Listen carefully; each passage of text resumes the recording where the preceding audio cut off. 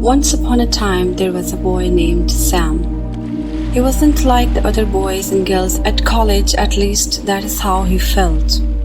Every time Sam walked into a crowded room and was asked to speak in front of the class, his heart would pound. His hands would shake and his mind would go completely blank.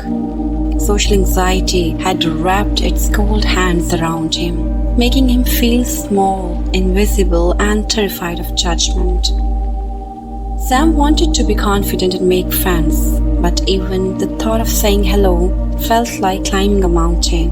If anyone did try to talk to him, his stomach would twist and he'd mumble a few words before rushing away.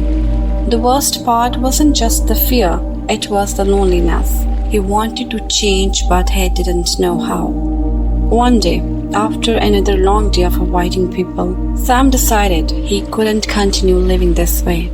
So, he took out a notebook and wrote down a plan, his own tricks to beat social anxiety. The first step he chose to take was tiny conversations. Sam realized he did not have to start with big, scary conversations. So he made a small goal to say hello to just one person a day.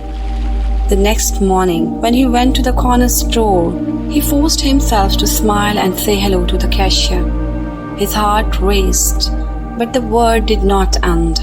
He started doing this everywhere, saying a small word to strangers who didn't seem so scary after all. His second step was breathing through fear. He also noticed that his body would panic before his mind even had a chance to think. His hands would shake and his breathing would speed up. So Sam found a trick: deep breathing. Whenever he felt anxiety creeping, he'd take a long, slow breath in, hold it for a second, and then slowly breathe out.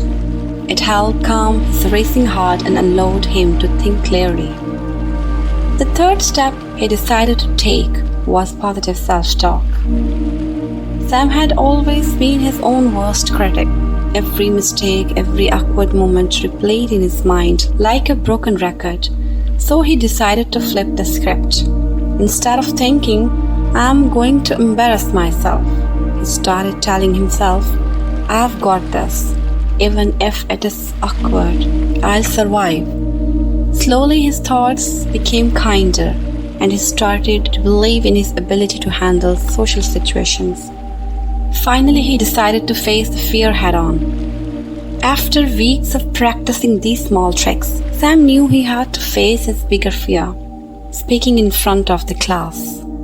The next time his teacher asked for a volunteer, his hand shot up almost on its own. His heart raced and for a moment he felt like running away. But then he remembered his breathing trick, took a deep breath, and spoke.